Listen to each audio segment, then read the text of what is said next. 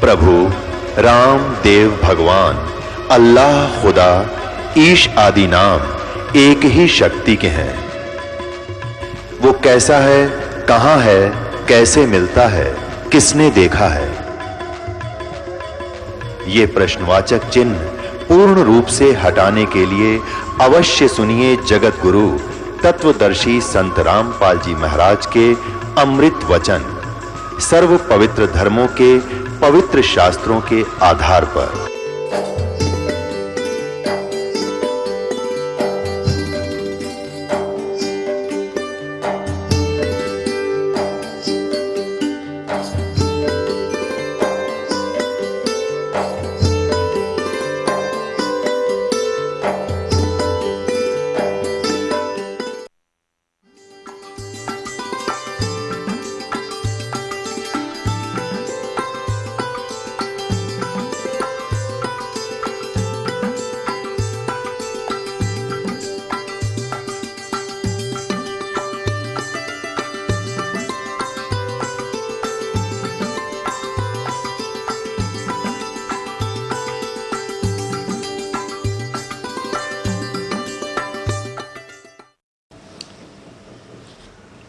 बोलो सतगुरुदेव की जय। बंदी छोड़ कबीर परमेश्वर जी की जय। बंदी छोड़ गरीबदास जी महाराज की जय। स्वामी रामदेवानंद जी गुरु महाराज की जय। सर्व संतों की जय। सर्व भक्तों की जय। धर्मी पुरुषों की जय। श्री काशी धाम की जय। श्री छुड़ानी धाम की जय। श्री क्रोथा धाम की जय। श्री बरवाला धाम की जय। सत साहिब। गरीब नमो नमो सतपुरुष को नमस्कार गुरु की नहीं। सुर नर मुनि जन साधुआं संतों सर्वसदी नहीं। सतगुरु साहेब संत सब डंडो तुम प्रणाम। आगे पीछे मध्य हुए तिनको जा कुर्बान। नराकार निर्विषम काल जाल भय बंधनम। निर्लेपम निज निर्गुणम अकलनु बेशुंधनम। सोहम सुरति समापतम सकल समाना निर्तलय। उज्ज्वल हिरंबर हरदमम बेपरवाह था है वार पार नहीं मध्यतम। गरीब जो सुमर सिद्ध होई गणनायक गलता न। करो अनुग्रह सोई पारस पद परवाना। आद्य गणेश मनाऊं गणनायक देवन देवा। चरण कमल लो लाऊं आदंत करूं सेवा।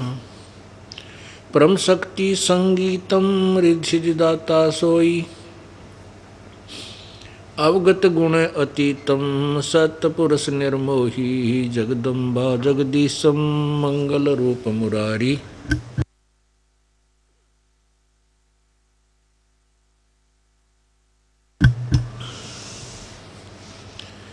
जगदम्बा जगदीशम मंगल रूप मुरारी। तन मन अर्पों शीसम भक्ति मुक्ति भंडारी। सुर नर मुनि जन ध्यावे ब्रह्मा विष्णु महेशा। शेष सहस मुख गावें पूज आदि गणेशा।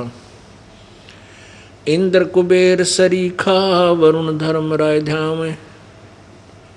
समर्थ जीवन जी का मन इच्छा फल पावें। 33 कोटि आधारा ध्यावें 87 उतरे भवजल पारा कट है यम की फांसी। 33 कोटि आधारा ध्यावें 87 उतरे भवजल पारा कट है यम की फांसी। सत साहिब। कर जोरों विनती करूं धरूं चरण पर शीश। गुरु राम देवानंद जी महाराज ने दियो नाम बख्शीश। कोटि कोटि सिजदा करूं, कोटि कोटि प्रणाम। चरण कमल में राखियो, मैं बांधी जाम गुलाम। अवगुण किए तो बहुत किए, करत न मानी आरी। बावे बंदा बख्श दियो, बावे गर्दन उतार।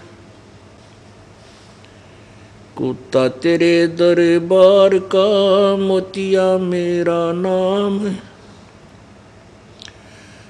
गले प्रेम की जेवड़ी, जांखें चोवा जाऊं मैं। तो करो तो बावड़ूं, दूर दूर करो तो जाऊं।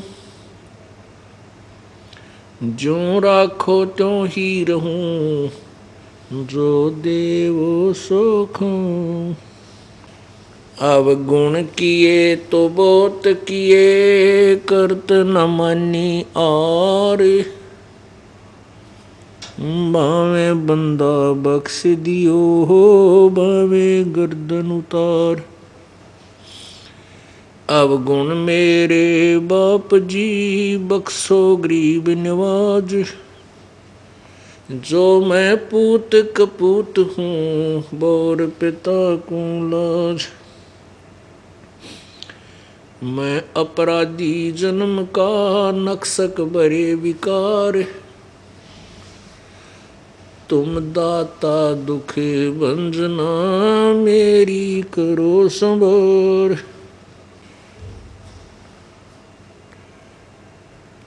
जय इब कै सतगुरु मिले, सब दुख आँखों रो। चरणों ऊपर शीस धरूं, कहूँ जो कहनी हो। कबीर गुरु जी मिलेंगे, पूछेंगे कुशलात। आद अंत की सब कहूँ, अपने दिल की बात। गुरु जी तुम ना भूलियो, चाहे लाख लोग मिल जाएं। हमसे तुमको बहुत है, तुमसे हमको नहीं। तुम्हारे विसारे क्या बने, मैं किसकी शरण में जाऊं।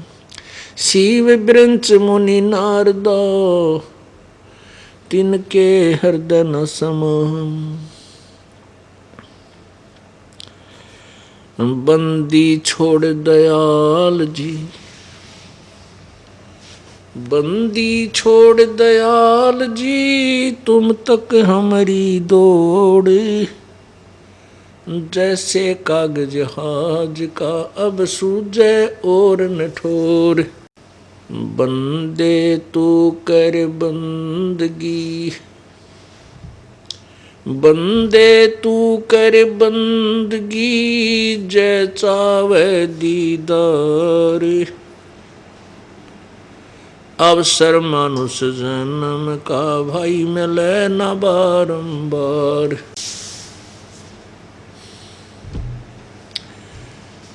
खान पान तो कूं दिया, उदर बीच अनुपाने। तिस समर्थ की बंदगी, अब भूला क्यों शैतान। राम नाम रटते रहो, जब तक घट में प्राण। कबहू तो दीन दयाल के, भिनक पड़ेगी कान।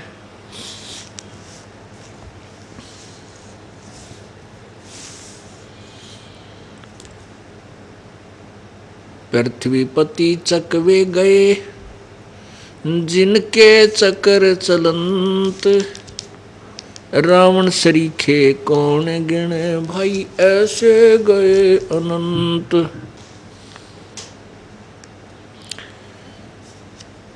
सर्व सोने की लंका होती रावण से रणधीरम,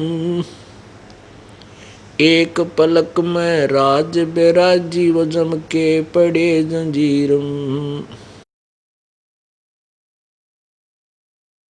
उदय अस्त बीच चक्कर चले थे ऐसी जन ठकुराई, कपिल मुनि चुनक ऋषि स्वर कल्प करी तब खोज न पाया राई।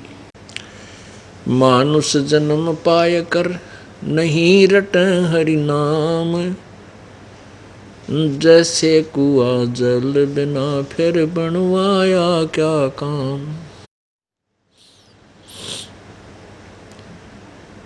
मात पिता मिल जावेंगे 184 माही, सतगुरु सेवा और बंदगी भाई फेर मिलन की नहीं। लूट सको तो लूटियो राम नाम की लूट, पीछे फिर पछताओगे हे प्राण जाएंगे छूट। परमपिता परमात्मा सारी सृष्टि के रचनहार कुल मालिक कबीर परमेश्वर जी अपनी प्यारी आत्माओं को जो काल के जाल में फंसी हुई हैं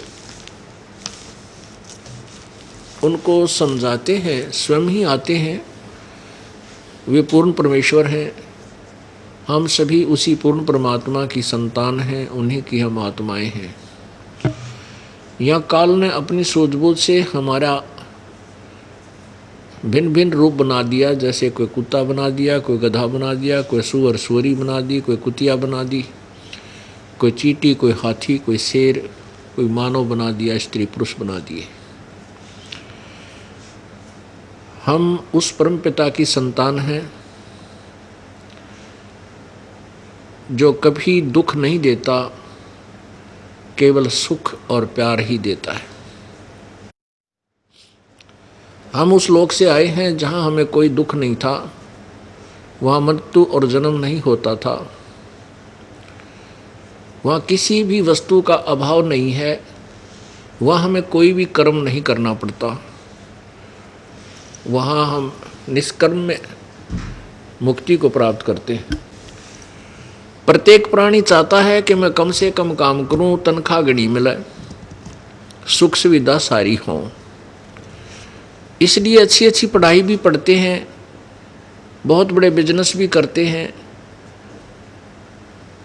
सब सुविधाएं भी प्राप्त करने की चेष्टा करते हैं। और कोई भी मृत्यु नहीं चाहता, सभी जीवन चाहते हैं।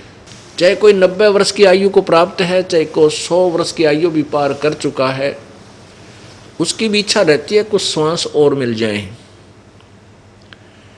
एक प्रियव्रत नाम का साधक था, उसने 11 अरब वर्ष तक तपस्या की और 11 अरब वर्ष तक ही उसको राज्य प्राप्त हुआ, वो मनुष्य बना।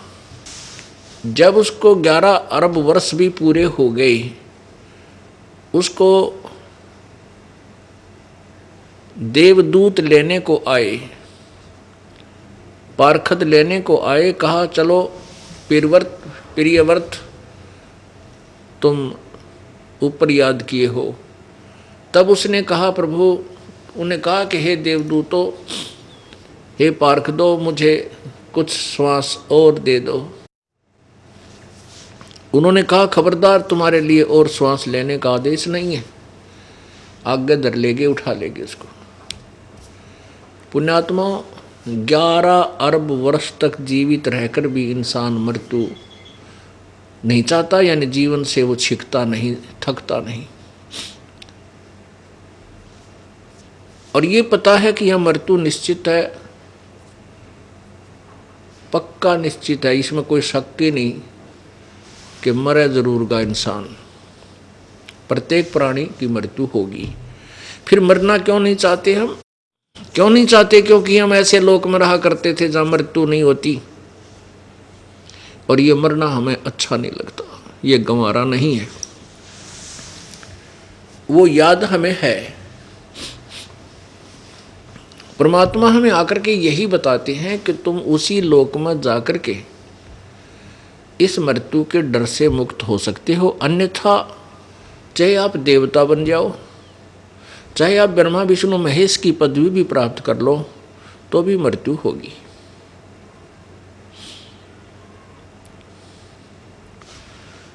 इसलिए परमेश्वर ने हमें यह बताया है कि जो मैं तुम्हें साधना बता रहा हूं, इस साधना से आप विश्वास के साथ मेरी भक्ति करो और इस भक्ति से तुम सतलोक चले जाओगे।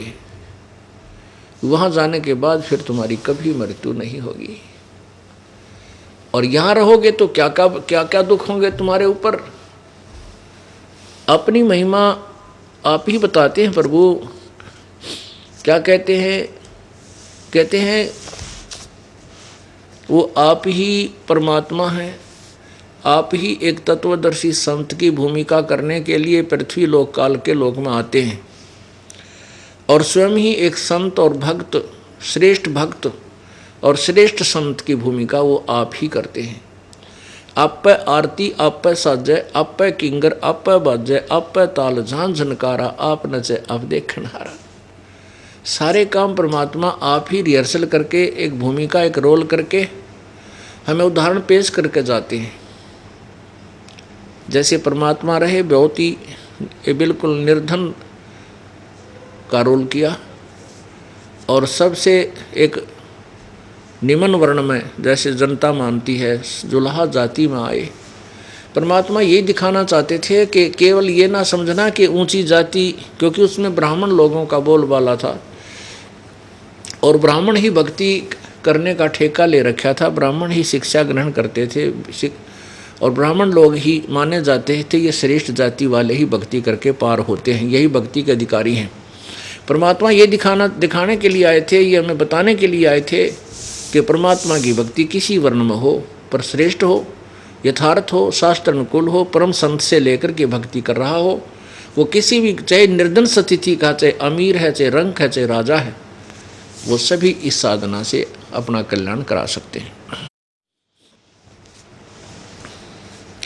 तो परमात्मा हमें क्या बताते हैं कि जो भक्ति नहीं करते हो यहाँ कष्ट पर कष्ट उठाओगे, तुम्हारी बहुत दुर्गति होगी।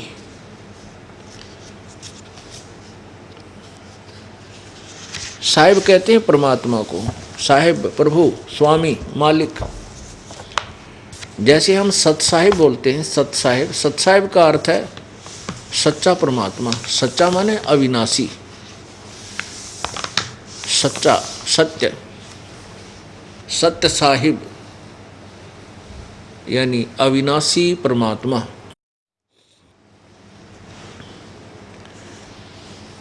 अब भगवान क्या बताते हैं,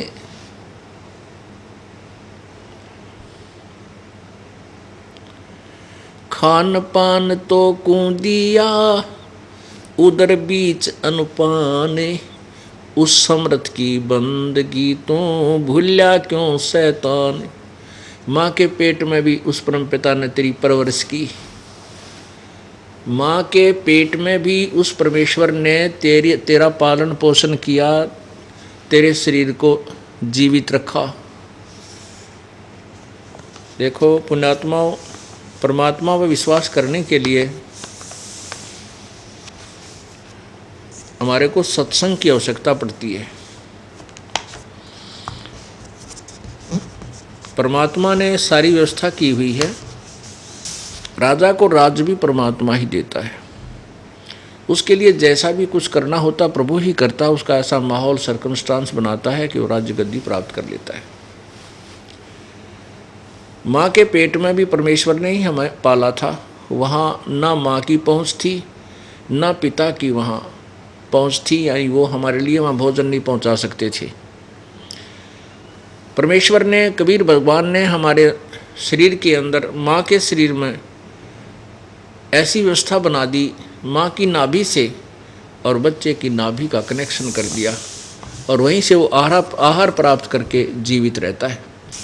पुण्यात्माओं, अब वर्तमान के अंदर काल ने एक बाधा और पैदा करनी थी, यह साइंस नाम की एक वस्तु, पदार्थ। इस साइंस का जो उत्थान है ये भगवान से दूर करने के लिए है। ये सब गिफ्ट ये परमात्मा की है, प्रभु ने ही ये सब पदार्थ दिए हुए हैं जिसके ऊपर ये मानव अनुसंधान करके कुछ उपलब्धि कर रहा है। लेकिन परमात्मा की जो साइंस है, वो नाम की जो रसायन है, वो सर्वोत्तम है। अब जैसे श्वास के बिना प्राणी जीवित नहीं रह सकता, और माँ के पेट में युक्ति श्वास नहीं इसके पास, भी फिर भी जीवित है। इसके ऊपर साइंस चुप है, कुछ नहीं बोलते वैज्ञानिक। क्यों है वहाँ श्वास, क्यों नहीं है वहाँ श्वास की आवश्यकता, क्यों नहीं उसको? वही शरीर बाहर आते ही फिर श्वास के बगैर जी नहीं सकता। उसके बच्चे के मुंह पर अगर कपड़ा डाल दिया जाए मोटा, तो 5 मिनट में शरीर छोड़ जाएगा, मर जाएगा वो। और अंदर बिल्कुल ब्लॉक था, बाहर की वायु अगर वहाँ तक पहुँच जाए, बच्चा अंदर ही मर जाए। और वायु के बिना बगैर श्वास के वो बालक जीवित रहता है। तो पुण्यात्माओं, परमात्मा की जो लीला है, परमात्मा की जो महिमा है, वो वही जान सकता है। और वैज्ञानिक एक जीव है, जीव संज्ञा परमात्मा की महिमा से परिचित कभी नहीं हो सकता। अपनी सूझबूझ जितनी उसकी बुद्धि दी है, प्रभु ने दी है, उससे वो कुछ भी आइडिया अटकल लगा सकता है, लेकिन परमात्मा की महिमा को निष्क्रिय नहीं कर सकता। इसलिए हमने प्रभु को सर्वोत्तम मानना है। बाकी जो भी वैज्ञानिक लोग मनुष्य उपलब्धि करते हैं, जो आवश्यक वस्तुएं, उनका प्रयोग करने कोई बुरी बात नहीं है।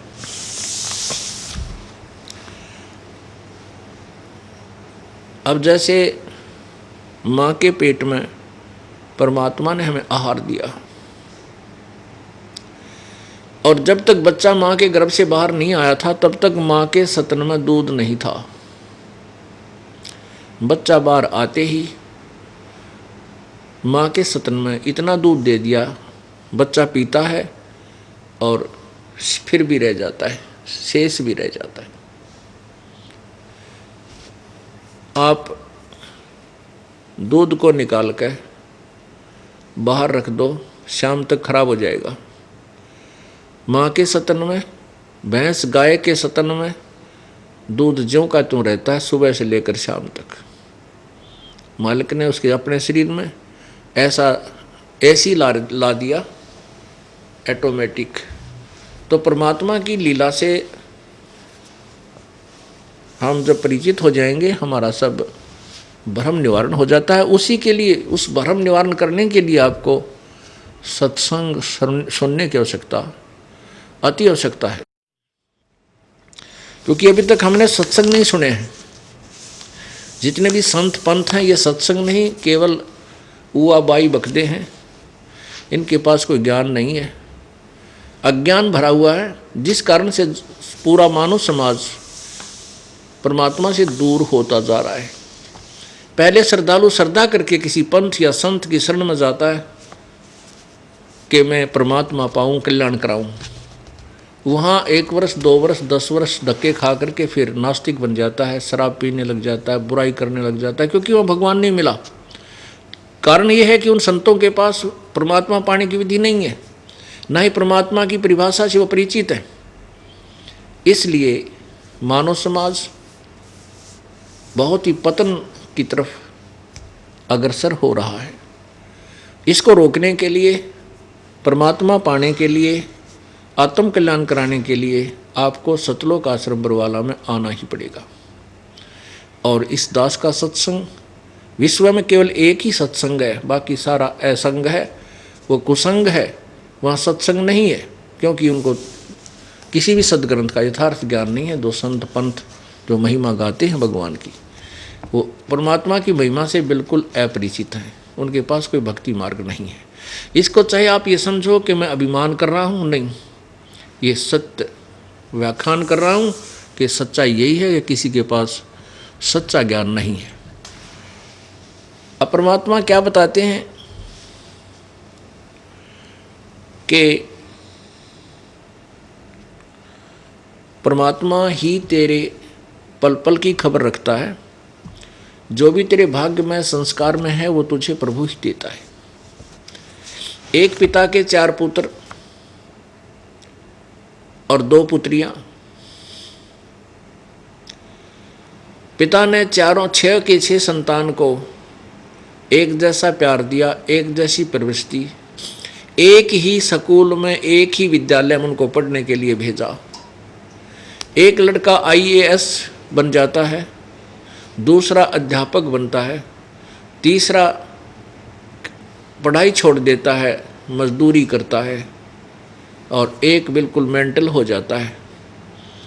एक लड़की किसी अच्छे घर में ब्याही जाती है, एक ऐसे घर में ब्याही जाती है 6 महीने विधवा हो जाती है। कहने का भाव ये है कि जैसा भी आपका संस्कार आपको वही मिला, ना आपका चाहा हुआ ना आपका किया हुआ। अब जैसे जब भी बच्चों की शादी होती है, विवाह होता है, हमारे समाज में एक विशेष गड़बड़ी की हुई है इन अज्ञानियों ने कि जिसका लड़का नहीं हो उसका मोक्ष नहीं होता, जिसके संतान नहीं है उसका मुख भी नहीं देखना चाहिए। ऐसी दुर्भावनाएं, ऐसा जो है ये विचार फैला रखे हैं। इसी आधार ये वैसे गलत हैं। परमात्मा का जो यथार्थ ज्ञान है ये इसके विपरीत है कि लड़का हो या लड़की प्रभु गिफ्ट है, प्रभु की देन है, इसमें हमें कोई आनाकानी नहीं होनी चाहिए। और संतान है या ना हो ये पिछले संस्कार हैं। तत्वज्ञान के आधार पर जिनका संतान नहीं है उनका काम बहुत निकट लगा हुआ है, उनको ये सतभक्ति मिल जाती है, वो कल्याण आराम से करा सकते हैं, क्योंकि उनका पिछला उलझेड़ा अभी है नहीं। एक लेवा एक देवा दूतम कोय किसी का पिता नहीं पूतम, ऋण संबंध जुड़ा एक ठाठा, अंत समय सब 12 बाटा। मात पिता तेरा कुटुंब कबीला, यो कोई दिन का मेला रे, यही मिलाया यही बिछुड़ जा, जागा हंस अकेला रे। पुण्यात्माओं, अपने अपने संस्कार हैं। आप देख रहे हो कोई एक पुत्र है, वो खूब सेवा करता है माता पिता की, अच्छी कमाई करता है, और पिताजी क्या करता है, शराब पीवे, ताश खेले, बोले तो लड़ाई करे, यानी बर्बाद कर रहा है। फिर बीमार हो जाता है, उसके ऊपर लाखों रुपये लगा देता है बेटा, क्योंकि लगाने चाहिए, अपने पिता की सेवा करना हमारा परम कर्तव्य है। तो वो पिताजी उस बेटे के कुछ मांगा था, पिछले जन्म का उसका लेन देन था, अब वो छाती पे बैठ कर खावे है, फिर बीमार हो गया, लाखों रुपये लगा दिए और मर गया। ऐसे ही एक पुत्र, पिताजी ने सारी उम्र माया जोड़ी, बेटा ने कम्मा हो गया, दारू पीवे, सिनेमा देखे, मोटरसाइकिल कार ले ली है, तेल फूके, और पिताजी का जी सूखे, वो लड़का सारे धन को बर्बाद कर रहा है। तो वो बेटा बाप पे पिछले जन्म का कुछ मांगा है, वो पूरे करके मरेगा। तो ऐसे ही परमात्मा ये कहना चाहते हैं, एक लेवा एक देवा दूतम, यहाँ कोई किसी का पिता नहीं पूतम। ये तो ऋण संबंध, ऋण माने आपके ऊपर कर्ज है एक दूसरे का, ऋण संबंधी जुड़ा एक ठाठा, और अंत समय सब 12 बाटा, 12 बाट।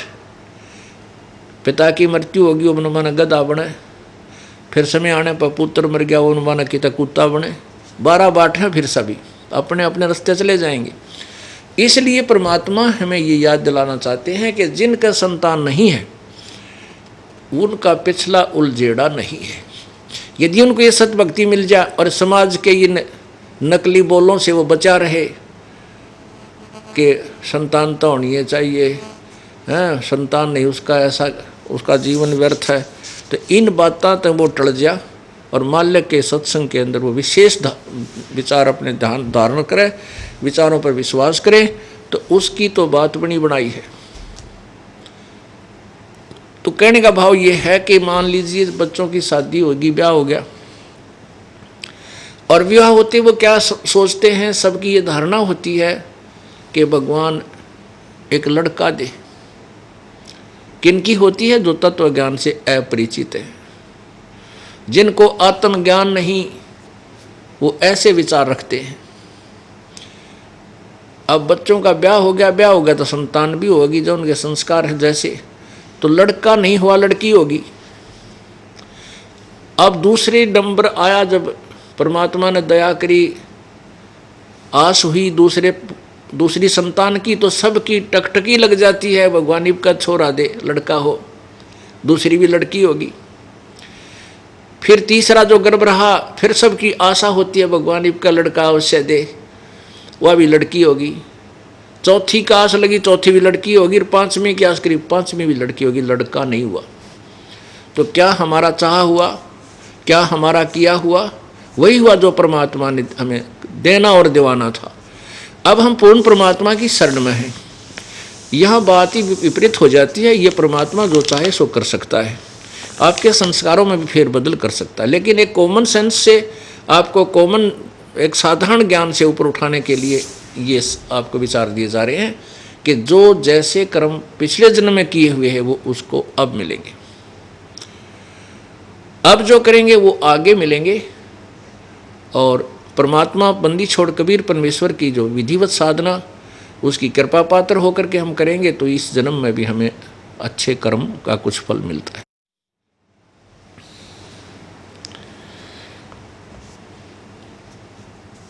तो क्या बताना चाहते थे, उन्होंने एक नियम बनाकर छोड़ रखा है।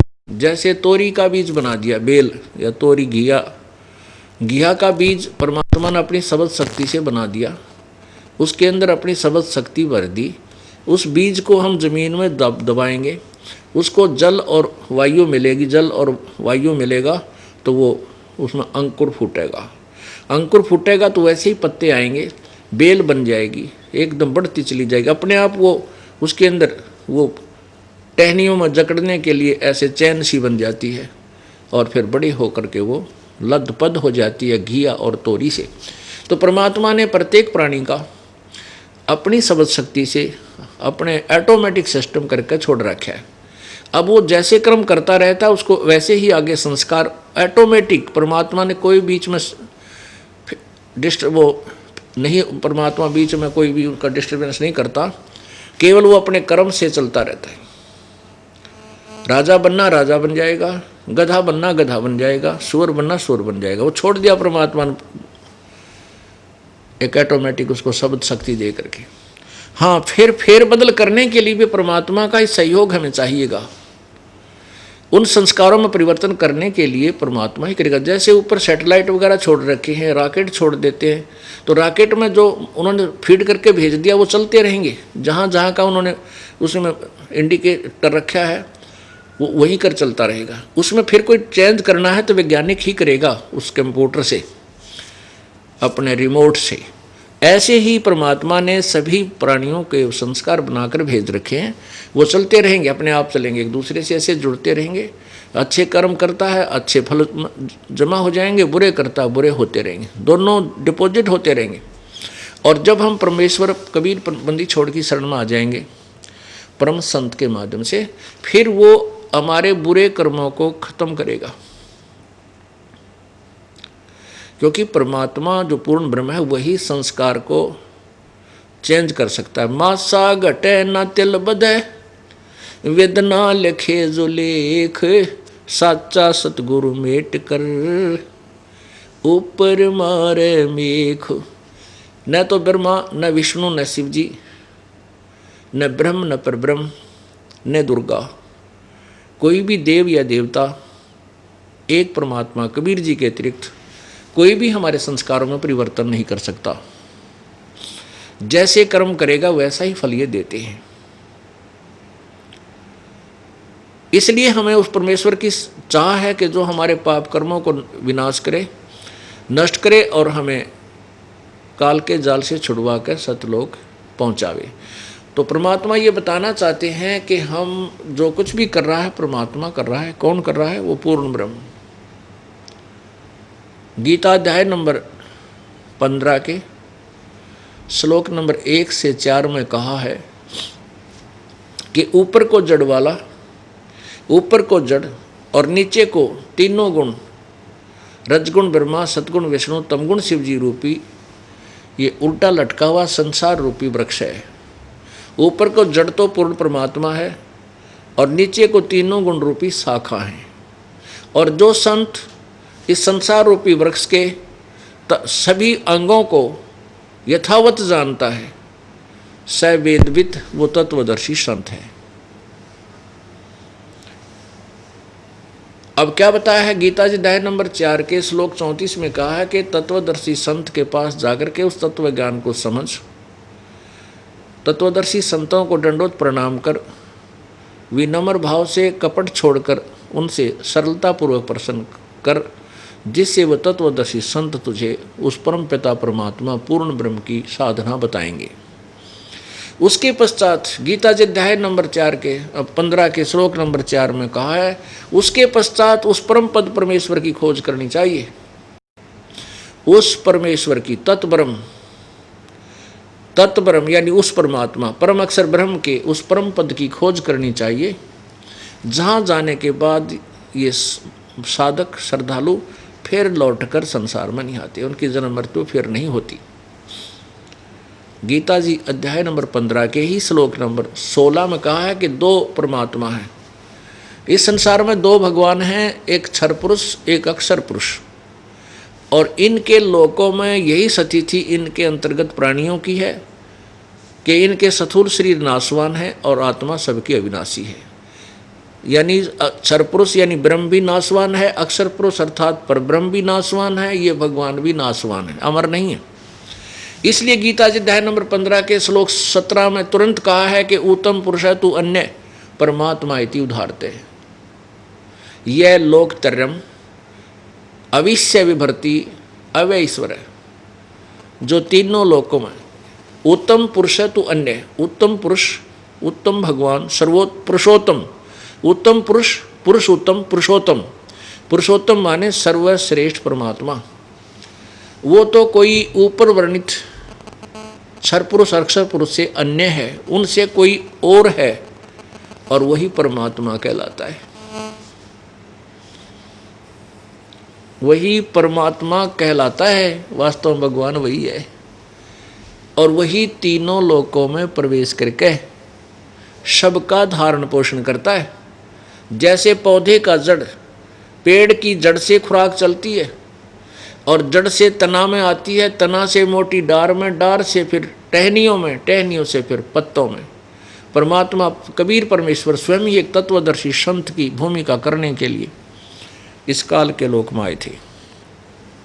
उन्होंने 600 वर्ष पहले बताया था ये गीता जी का ज्ञान, जो इन सिरफिरे अज्ञानियों ने, जिनको मंडलेश्वर महर्षि गुरु कहा करते थे, इन्होंने ये बात ऊपर नहीं आने दी कि कबीर तो अशिक्षित है, ये क्या जाने संस्कृत को, ये क्या जाने वेदों और गीता को, जब ये पढ़ाई नहीं है तो। और परमात्मा सब भाषाओं से परिचित होते हैं, उसी को परमात्मा कहते हैं। उस परमात्मा ने सिंपल लैंग्वेज में, साधारण भाषा में यही गीता जी के 15वें अध्याय का ज्ञान दिया हुआ है कि अक्षर पुरुष एक पेड़ है, निरंजन वाकी डार, और तीनों देवा शाखा है ये पात रूप संसार।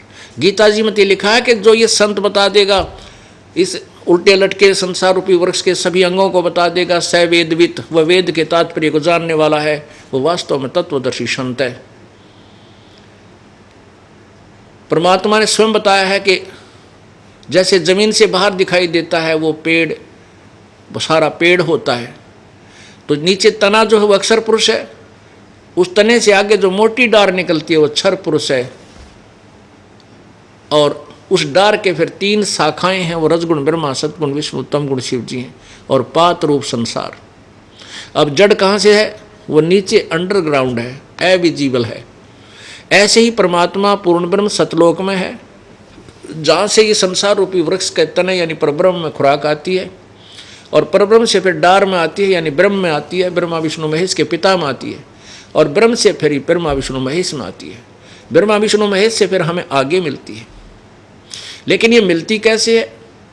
जैसे हम पौधा लाएंगे, जैसे हम आम का पौधा नर्सरी से ला करके और अपने आंगन में बीजेंगे, मिट्टी में ज़मीन में गड्ढा बना करके, तो हम जड़ को, पौधे की मूल को ज़मीन में गाड़ेंगे, उसके ऊपर फिर पानी डालेंगे, सिंचाई करेंगे उस जड़ की, पूजा करेंगे जड़ की, और जड़ से खुराक चलेगी तना में, तना से जो है डार में, डार से फिर शाखाओं में, और शाखाओं से फिर पत्तों में, फिर वो पौधा बड़ा होगा, पेड़ बनेगा आम, और पेड़ बन के फिर टहनियों को फल लगेंगे। अब देखिएगा थोड़ा सा,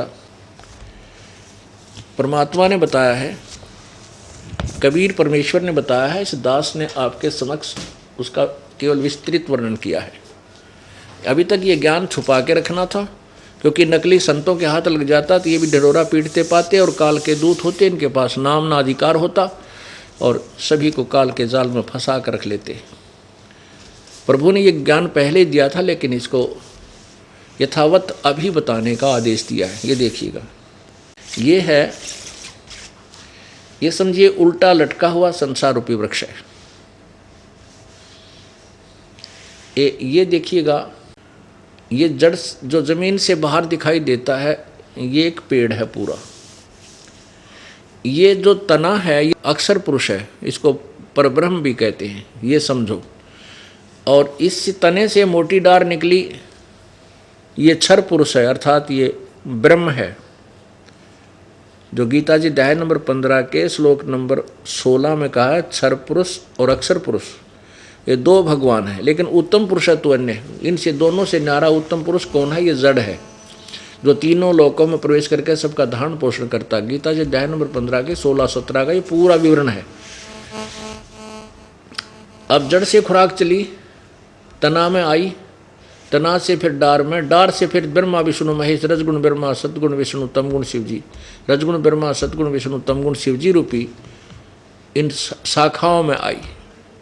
ये तना है अक्षर पुरुष, ये डार है ये ब्रह्म यानी क्षर पुरुष, और इस डार के 3 शाखा हैं। ये ब्रह्मा विष्णु महेश इस क्षर पुरुष यानी ब्रह्म के पुत्र हैं, गुण ब्रह्मा सतगुण विष्णु तमगुण शिवजी, और ये पात रूप संसार है।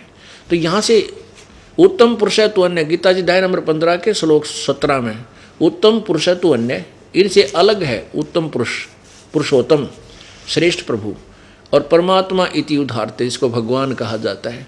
और यह लोकतरम अविश्य, तीनों लोकों में प्रवेश करके सबका धारण पोषण करता है। अविश्य विभर्ति, अवय ईश्वर है, वो अविनाशी भगवान है।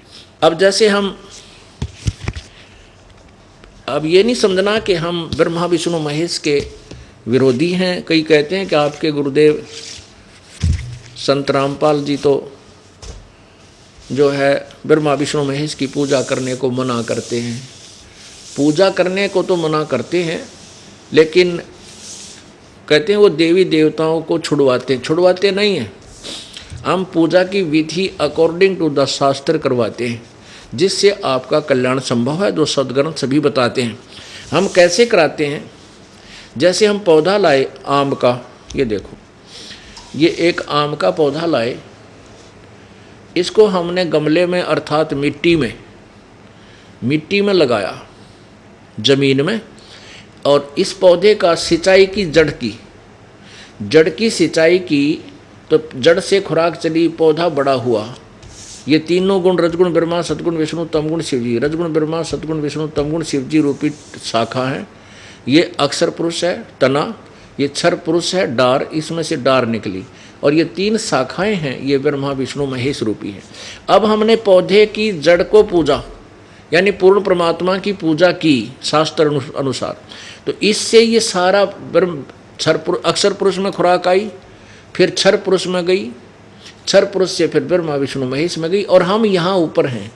तो अब ये समझो इसको कि जैसे ये ब्रह्मा विष्णु महेश इस संसार रूपी वृक्ष की टहनी है, तो टहनियों को हम तोड़ने के लिए नहीं कहते, इनको भगाने काट के फेंकने को नहीं कहते, हम केवल पूजा जड़ की करने को कहते हैं।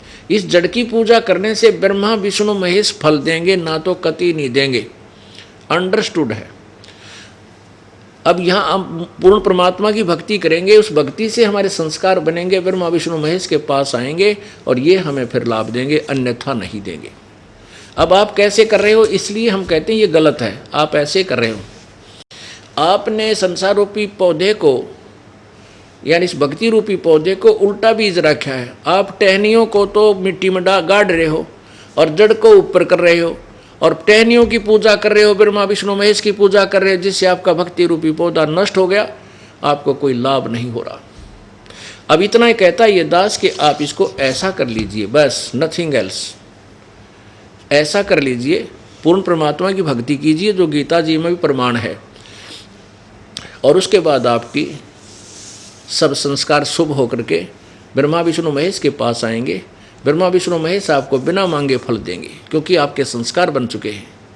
यही गीता जी अध्याय नंबर 3 के श्लोक नंबर 10 से लेकर 15 तक कहा है कि तुम यज्ञों के द्वारा देवताओं को उन्नत करो।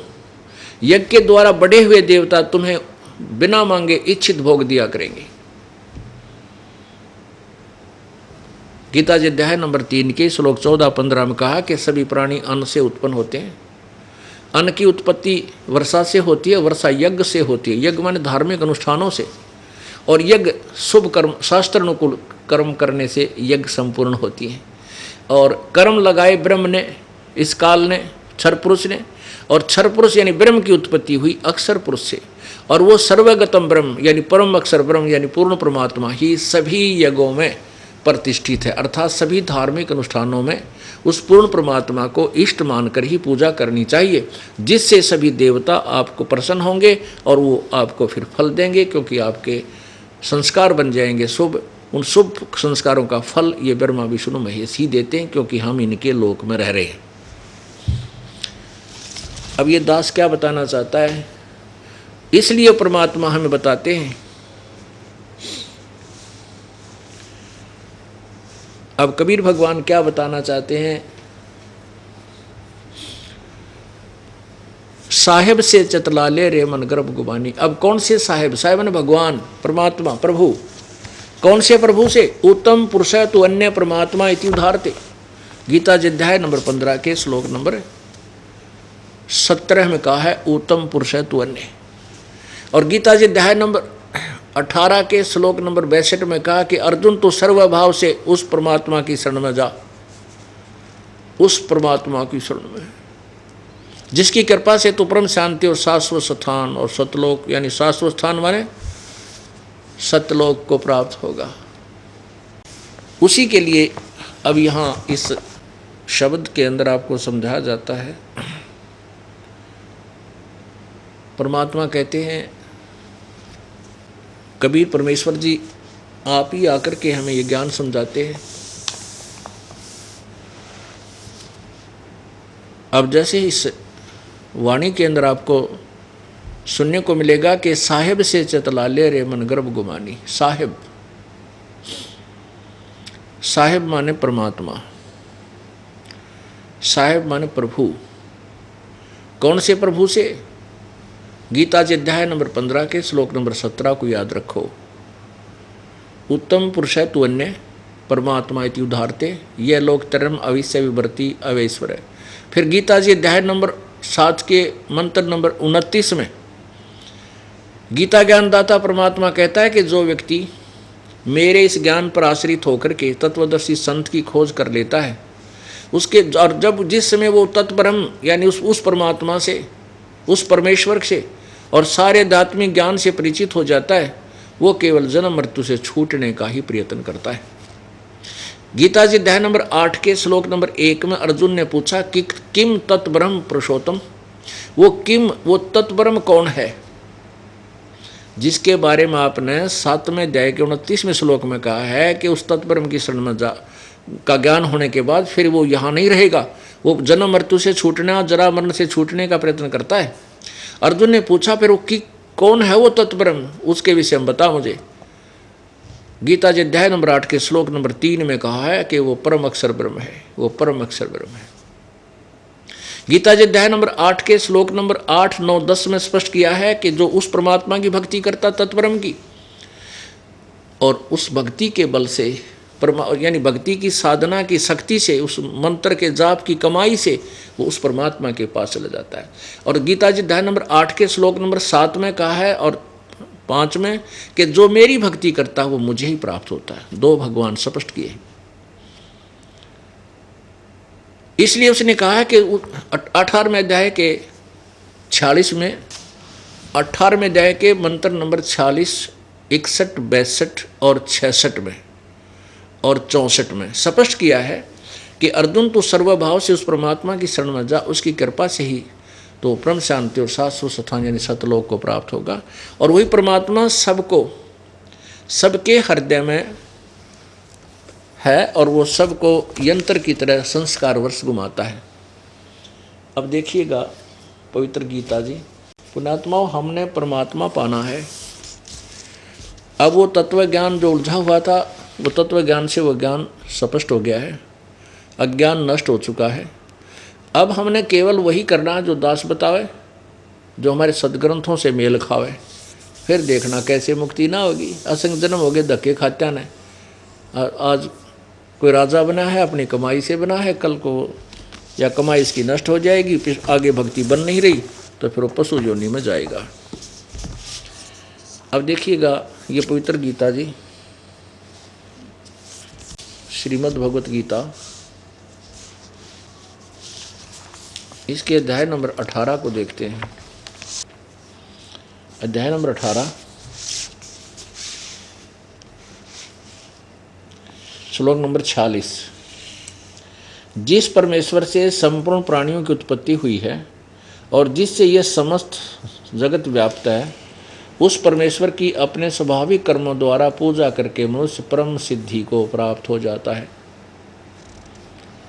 अब स्पष्ट है कि जो स्वाभाविक कर्म कौन से होते हैं? जैसे 4 वर्ण हैं, ब्राह्मण, शूद्र, ब्राह्मण, वैश्य, अक्षत्रिय और शूद्र। कहते हैं जिसके जो कर्म निर्धारित हैं।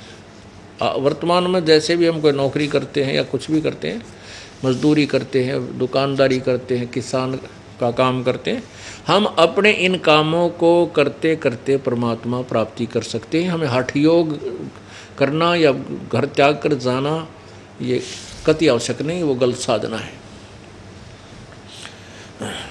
किसकी? जिस परमेश्वर के अंतर्गत सर्व प्राणी आते हैं। आगे देखिए, ये गीता ज्ञान दाता किसी अन्य परमेश्वर के विषय में कह रहा है। वही गीता जी अध्याय नंबर 15 के श्लोक 17 में भी कह रहा है। अब देखिएगा गीता जी अध्याय नंबर 18 का ही श्लोक नंबर 61 और 62। ये देखो अध्याय नंबर 18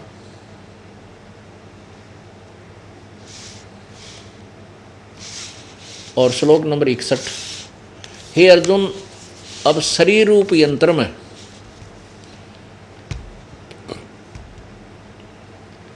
शरीर रूप यंत्र में आरूढ़ हुए संपूर्ण प्राणियों को अंतर्यामी परमेश्वर अपनी माया से उनके कर्मों के अनुसार भ्रमण कराता हुआ सर्व प्राणियों के हृदय में स्थित है। आगे देखो 62 में। हे भारत, सब प्रकार से उस परमेश्वर की शरण में जा, उस परमात्मा की कृपा से ही तू परम शांति को तथा ये शाश्वतम स्थानम, सनातन परम धाम, हम इसको सत्यलोक कहते हैं, सदा रहने वाला स्थान, कभी नष्ट न होने वाला, प्राप्त होगा। यानी सतलोक को प्राप्त होगा। सनातन परम धाम माने सतलोक को प्राप्त होगा। अब 64 में क्या कहा है? 18 का ही 64 है ये। इसको देखो, अनुवादकर्ताओं ने गलत किया है, हम इसको ठीक करेंगे क्योंकि हम शिक्षित हैं। ये क्या लिखा? सर्वे गुह्यतमम भूय शरणु में परमम वचः इष्ट असि में दृढ़म इति तत्वक्ष्यामि ते हितम। अब देखो क्या, एक तो ये कहा इसमें 63 में कहा है कि सब प्रकार के गोपनीयों से अति गोपनीय ज्ञान मैंने तुझे कह दिया, तू इस रहस्य युक्त ज्ञान को पूर्णतः भली भांति विचार कर, जैसे चाहता वैसे कर। अब गीता जी अध्याय नंबर 18 अंतिम अध्याय है पवित्र गीता जी का। इसमें गीता ज्ञान दाता 18 के 63 में श्लोक में कह रहा है कि मैंने जो तुझे कहना था वो कह दिया। मैंने जो तुझे ये पवित्र ज्ञान, अति रहस्यमय ज्ञान कह दिया। अब तेने मेरी शरण में रहना है तो युद्ध कर, हथियार उठा। मृत्यु तेरी भी होगी, मेरी भी होगी, जैसे कर्म करेगा तू भोगता रहेगा। और तूने जो गीता जी अध्याय नंबर 7 के मंत्र नंबर 29 में, 8 के 3 में, 8 के 8 से 10 में, 8 के 20, 21, 22 में, और गीता जी अध्याय नंबर 15 के 1 से 4 में, और 15 और 16 में, 16 और 17 में, गीता जी अध्याय नंबर 18 के 46, 47, 62 में, जो भी मैंने तेरे विषय में उस परमात्मा के विषय में कहा है, उसकी शरण में जाना है तो तत्वदर्शी संत की खोज कर। गीता जी अध्याय नंबर 8 के श्लोक नंबर 13 में कहा कि मेरा तो केवल एक ओम मंत्र है। ओम ओम इति एक अक्षरम व्याहरणम ब्रह्म व्याहरण माम अनुस्मरण यह प्रयाति तजन देहम सयाति परमाम गति। मेरा केवल एक ओम नाम है, अंतिम श्वास तक शरीर त्यागने तक जो इसकी भक्ति साधना करता है वो मेरे परम गति को प्राप्त होता है। और फिर कहा गीता जी अध्याय नंबर 17 के श्लोक नंबर 23 में कि उस परमात्मा पूर्ण ब्रह्म की भक्ति के लिए तो ओम तत्सत इति निर्देश है तिर्विदय समर्थ है। उस पूर्ण परमात्मा का तो मंत्र ओम तत्सत ये 3 नाम का मंत्र है, उसकी 3 प्रकार से ही भक्ति होती है। और प्रारंभ के अंदर जो तत्व ज्ञान परमेश्वर ने दिया था, सभी विद्वान पुरुष उसी आधार से तत्वदर्शी संत खोजते थे, उनसे लेकर भक्ति करते थे। अब स्पष्ट हो गया कि गीता ज्ञान दाता कह रहा है कि मेरी भक्ति करनी है तो मेरे शरण में रह, मेरा केवल एक ओम नाम है। उस परमात्मा की भक्ति पूर्ण ब्रह्म की करनी है जिससे तेरा जन्म मृत्यु कभी नहीं होगा, उसकी भक्ति करनी है तो तत्वदर्शी संत की खोज कर। अब गीता जी अध्याय नंबर 18 के श्लोक नंबर 64 में एक और गुप्त बात बता रहा है गीता ज्ञानदाता कि मेरा भी पूज्य देव वही है जिसके विषय में 18वें अध्याय के 62वें श्लोक में तुझे कहा है कि उसकी शरण में जा सर्वभाव से और पूजा त्याग दे, बिल्कुल सबकी आस त्याग दे, केवल एक परमात्मा की साधना कर। अब 18वें अध्याय के 64 में मैं स्पष्ट किया है कि एक और गुप्त से गुप्त भेद बता दूं कि मेरा पूज्य देव भी वही है। ये देखो गीता जी अध्याय नंबर 18 का श्लोक नंबर 63 आपने पढ़ा। इस प्रकार यह गोपनीय से भी अति गोपनीय ज्ञान मैंने तुझसे कह दिया, जो गीता का ज्ञान कह दिया। इस रहस्य युक्त ज्ञान को पूर्णतः भली भांति विचार कर, जैसे चाहता वैसे कर ले। मेरी शरण में रहना है तो युद्ध कर, जन्म मृत्यु होती रहेगी, पूर्ण मोक्ष नहीं होगा। उसकी शरण में जाना है वो विचार कर ले, को तत्वदर्शी संत ढूंढ और जा वहां से, यहाँ से। मैं नहीं जानता उस तत्व ज्ञान को, गीता ज्ञान दाता कहने का तात्पर्य ये है। अब 64 में कहता है कि एक गुप्त ज्ञान और बताता हूं और सुन। ये देखो ये 64 है, 18वें अध्याय का 64वां श्लोक है। गुहतमम भुवे शरणो में परमम वचः इष्ट असि मे दृढ़म, इष्ट है असि मे दृढ़म इति तत्वक्षामी ते हितम। इसका सीधा अर्थ बनता है कि मेरे और गुप्त से गुप्त वचन और सुन ले, एक बार और सुन। इष्ट में असी दृढ़म इति, इति माने जो 18वें अध्याय के 62वें श्लोक में जिसके बारे में मैंने तुझे कहा है, ये 62वें श्लोक में कि हे भारत तो सब प्रकार से उस परमेश्वर की शरण में जा, उस परमात्मा की कृपा से ही तू परम शांति और सनातन परम धाम को प्राप्त होगा। इसके विषय में कह रहा है कि मेरा भी पूज्य देव वही है, यही 18वें अध्याय के 62 वाला, मेरा भी इष्ट वही है, इष्ट देव वही है। ये देखो 18वें अध्याय का 64वां। संपूर्ण गोपनीयों से भी इन्होंने गलत किया थोड़ा सा। संपूर्ण गोपनीयों से भी अति गोपनीय मेरे परम रहस्य मुक्त वचनों को तू फिर सुन। मेरा अतिशय इष्ट लिख दिया, इष्ट का अर्थ प्रिय लिख दिया। तू सुन, तू मेरा अतिशय प्रिय है, इससे यह परम हितकर वचन मैं तुझसे कहूँगा। अब हम देखेंगे, हम पढ़े लिखे हैं, तत्वज्ञान रूपी चाबी से हम इस खजाने को ठीक खोलेंगे, गीता जी वाले अमृत ज्ञान को। इसमें लिखा सर्व गुह्यतम, इसका अर्थ है सर्व गुह्यतम, सर्व गोपनीयों से अति गोपनीय मेरे परम माने परम रहस्य युक्त वचय माने वचन को, भूय माने फिर, सुन माने सुन। यहाँ तक तो ठीक है। अब यहाँ भी चल गई ये। अब इसको हम करेंगे मे दृढ़म इष्ट असी तत्। अब तत् ये देखो इति, इन्होंने इति लास्ट में, हम यहाँ लेंगे इति। इति माने यह है, यही भगवान। इति इष्ट असी मे दृढ़म इति, ये परमात्मा मेरा भी पक्का यानी नो डाउट मेरा भी इष्ट माने पूज्य देव है। और तत्वक्ष्यामि ते हितम, इसलिए मैं तेरे हित में ये बात बता रहा हूँ। मैंने आज तक ये गोपनीय रखा, किसी को नहीं बताया कि ये वो भगवान मेरा भी पूज्य देव है, मैं भी उसी की पूजा करता हूँ। कबीर परमेश्वर ने गोरखनाथ जी से कहा था, यो जोत स्वरूपी तरह अलख निरंजन ये विधरता ध्यान हमारा। ये ब्रह्म भी कहते मेरी पूजा करता है, परमात्मा ने